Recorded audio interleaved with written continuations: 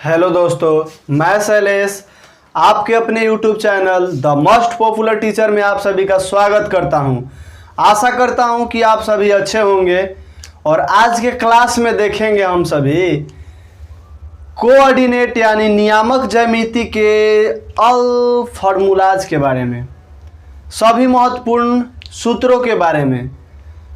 और क्लास को बिना स्किप किए अंत तक देखिएगा ताकि इस पर जो भी अगला क्लास आए उन सभी को समझ पाए आप सभी। और सभी बातों को अपने नोटबुक में अवश्य नोट कीजिएगा और वीडियो को ज़्यादा से ज़्यादा शेयर कीजिएगा, क्योंकि हमारा एक ही प्रयास रहा है कि जिस बच्चे को मैथ या कोई भी सब्जेक्ट समझ में नहीं आता है उसको हम समझाने का प्रयास करें। और जितना ज़्यादा और जितना जल्द सब्सक्राइबर जितना गेन होगा उसके अनुसार हम सभी सब्जेक्टों को पढ़ाने का प्रयास करेंगे। चलिए क्लास को बिना टाइम को वेस्ट किए स्टार्ट करते हैं और देखते हैं। कोऑर्डिनेट मतलब होता है नियामक ज्यामिति, उसके महत्वपूर्ण सूत्र, सभी सूत्र महत्वपूर्ण सभी सूत्रों को देखेंगे, जिसमें पहले हम बात करेंगे ऐसे जो आपके ITI या DLED पॉलिटेक्निक या कोई भी कॉम्पिटिटिव एग्जाम हो या बिहार बोर्ड हो, जिसमें यहाँ से एक प्रश्न बनता है, एक डायग्राम से प्रश्न बनता है, डायग्राम से प्रश्न बनता है। इसको एक्स एक्सिस बोलते हैं, इसको एक्स डैश मान लेते हैं, इसको वाई और इसको वाई डैश मान लेते हैं, या इसको एक्स एक्सिस बोल सकते हैं तो इसको एक्स एक्सिस ही रहने देंगे, एक्स अक्ष बोलते हैं, और इसको वाई अक्ष बोलते हैं। जो ये वाला है वाई अक्ष है, ये वाला एक्स अक्ष। यहाँ से इसका नियामक जो होता है इसको ही बोलते हैं मूल बिंदु। क्या मूल बिंदु बोलते हैं, जिसका नियामक क्या होता है? इसका नियामक होता है 0 पर 0। क्या होता है इसका नियामक? 0 पर 0। मतलब आसान तरीका से बताने का प्रयास करेंगे, सभी सूत्रों को लिखने का प्रयास करेंगे, जिसमें पहला सूत्र होता है अपना कि मूल बिंदु से दूरी क्या होगा। क्या? मूल बिंदु से दूरी, मूल बिंदु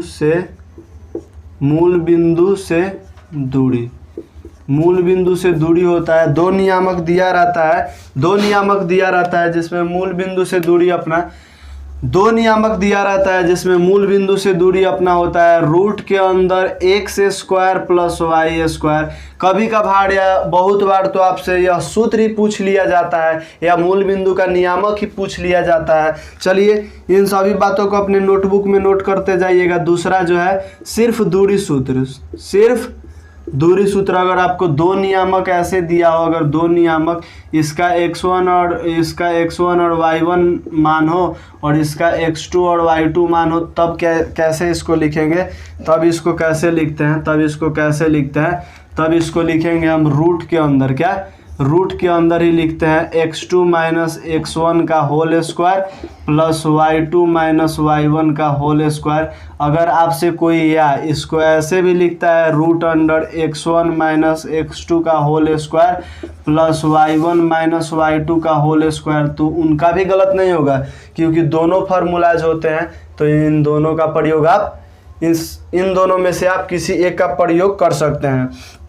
चलिए आगे देखेंगे अगला सूत्र जो अब देखेंगे। ये तो ऐसे 2 पॉइंट था, और आगे अगर देखें तो इंटर वालों के लिए ये होता है। उसमें ये दोनों तो बात होता ही है, पर और भी बात होते हैं। जैसे कि और ले लेते हैं, त्रिभुज में आते हैं, तो त्रिभुज में आएंगे तो क्या होता है? एक केंद्रक का निर्देशांक होता है। केंद्रक का निर्देशांक होता है x1 plus x2 plus x3 और y3 comma y1 plus y2 plus y3 चलिए इसको एक चित्र के माध्यम से समझेंगे। एक त्रिभुज लेते हैं। क्या? एक यहाँ पे त्रिभुज ले लेते हैं। इसमें इसका नियामक x1 कॉमा y1 मान लेते हैं, इसका x2 कॉमा y2, इसका x3 कॉमा y3, और इसका जो है केंद्र का नियामक निकालना है। तो ऐसे समझ सकते हैं केंद्र का नियामक इसका पहला तीनों को जोड़कर 3 से भाग करेंगे। इसका पहला तीनों को जोड़कर 3 से भाग करेंगे। चलिए अगला सूत्र देखते हैं। अगला सूत्र ये होता है विभाजन सूत्र। क्या? विभाजन सूत्र क्या होता है? विभाजन सूत्र। क्या? विभाजन 2 तरह के होते हैं। एक पहला अंतः विभाजन। क्या? अंतः विभाजन में अगर मान लेते हैं यहाँ पे एक हम लाइन लेते हैं ए और बी, ए का नियामक अगर हम मान लेते हैं, ए का नियामक यहाँ पे मान लें अगर x1 और y1 है, क्या x1 और y1, इसका x2 और y2 है, और यहाँ पे एक बिंदु मान लेते हैं C, एक बिंदु मान लेते हैं C जो इस दो पॉइंट को m अनुपात n में इसको विभाजित करता है, तब सूत्र बनता है ऐसे, तब ऐसे सूत्र बनता है। इसका अगर पहला लीजिएगा तो इसका ये लीजिएगा, इधर से इसका पहला तो ये लीजिएगा, तो हम लिखते हैं यहाँ पे मान लीजिए m इसका पहला तो इसका दूसरा, mx2 प्लस अगर n लेंगे तो ये लिखेंगे x1, अब बट्टा में ये m अनुपात n को जोड़ देते हैं। अंतः विभाजन है, यह क्या है, अंतः विभाजन सूत्र है। अगर वही लिखेंगे तो m, अगर यहाँ लिखे हैं m तो इसमें दूसरा y2 प्लस n लिखे तो इसका y1, अब बट्टा m प्लस n। ये हो गया अंतः विभाजन, ये हो गया क्या, अंतः विभाजन। दूसरा होता है अपना बाह्य विभाजन, क्या होता है, बाह्य विभाजन। तो बाह्य विभाजन कैसे होता है, चलिए देखिए बाह्य विभाजन कैसे होता है। अगर यहाँ पे मान लेते हैं a और b है और इसका नियामक x1 और y1 है और कोमा यहाँ x2 और y2 है, ठीक। अगर इसको ही जो ये रेखा है तो अंतः है, इसको ही अगर हम आगे और बढ़ा दे तो ये बाह्य विभाजन बोला जाता है, बाह्य विभाजन। और बाह्य विभाजन है, बाह्य विभाजन, तो बाह्य विभाजन में कुछ ज़्यादा नहीं होता है, बाह्य विभाजन में कुछ ज़्यादा नहीं करते हैं, बस यहाँ पे प्लस है तो बाह्य विभाजन का सूत्र हो जाता है mx2 minus nx1 by m, यहाँ पे माइनस लगेगा m minus n comma my2 minus ny1 बट्टा m माइनस n। इन सभी बातों को अपने नोटबुक में अवश्य ही नोट कीजिएगा, क्योंकि इन सभी फार्मूला पर बहुत सारा सवाल करेंगे हम सभी।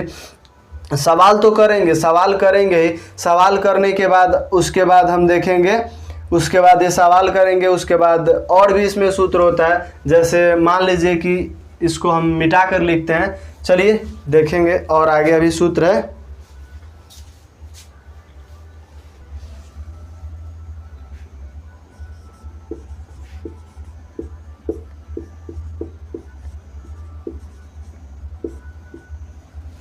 चलिए देखिए अब मध्य बिंदु का सूत्र। मध्य बिंदु का सूत्र क्या होता है, अगर मान लीजिए यहाँ पे एक हम लाइन ले लेते हैं, इसका x1 और y1 मान है और यहाँ x2 और y2 मान है, तो इसका मध्य बिंदु यह हुआ, एक लाइन का मध्य बिंदु यह हुआ, एक लाइन का मध्य बिंदु। तो इसका नियामक कैसे निकालते हैं, इसका नियामक इसका पहला और इसका पहला दोनों को जोड़ते हैं, x1 और x2 को 2 से भाग और y1 प्लस y2 बटे 2, यह सूत्र हुआ। आगे देखेंगे अभी और सूत्र होता है, और सूत्र होता है जिसमें हम देखेंगे संरेख। क्या, संरेख।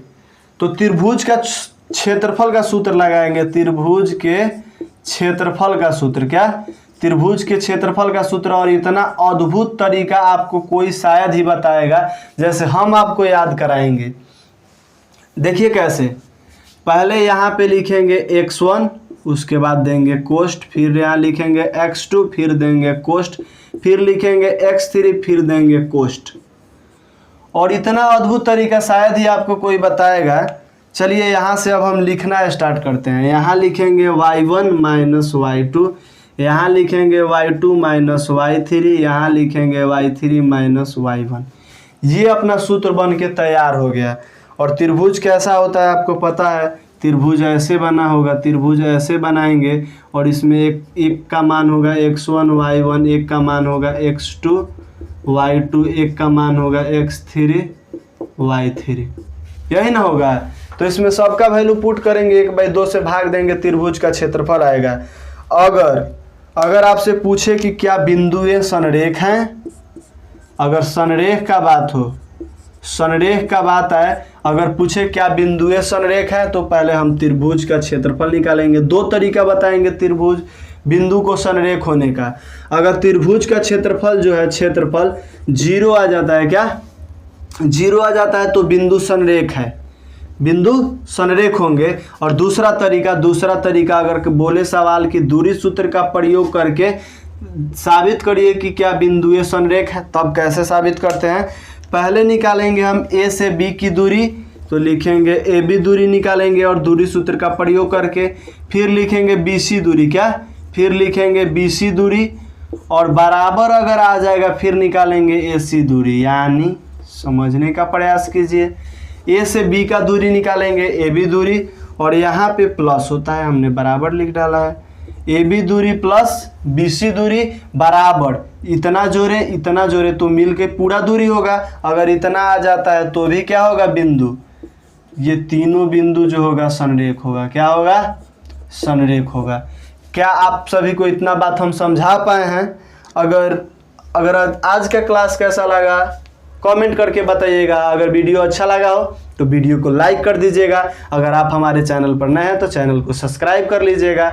और आपको हमारे इंस्टाग्राम का अकाउंट नीचे मिलेगा डिस्क्रिप्शन में, डिस्क्रिप्शन को चेक करके इंस्टाग्राम आईडी को फॉलो कर लीजिएगा। तब तक के लिए बेस्ट ऑफ लक, मिलते हैं अगले वीडियो में कुछ सवालों के साथ। जय हिंद, जय भारत, वंदे मातरम।